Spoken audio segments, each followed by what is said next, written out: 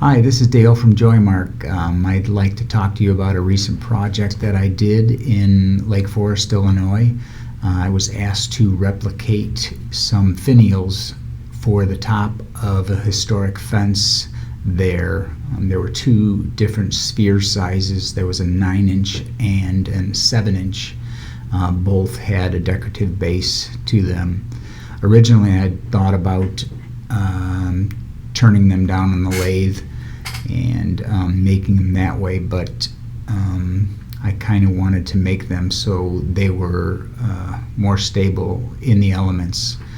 The original ones had failed over the last 100 years, so I wanted to make something that would last forever. So I came up with the idea of casting them in concrete.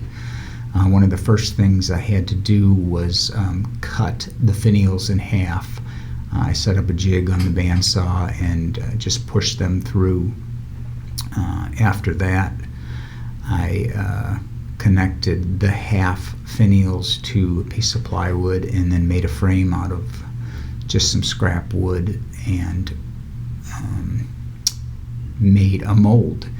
So after I made the mold, I poured concrete into each of them, and then that was my mold, and then duplicated that process once again to get two halves. Once I had the two halves made, then I could move forward and connect them together with some latches.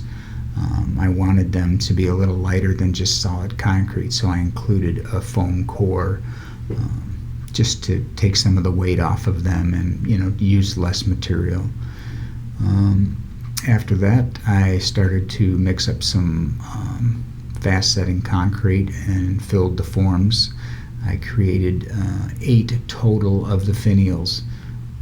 After I was done pouring and casting, I primed the finials and then sent them out for delivery, and was pretty happy with how the project turned out, and they were installed by another contractor on the site. So that was a pretty fun project for me, and I hope you like the project yourself.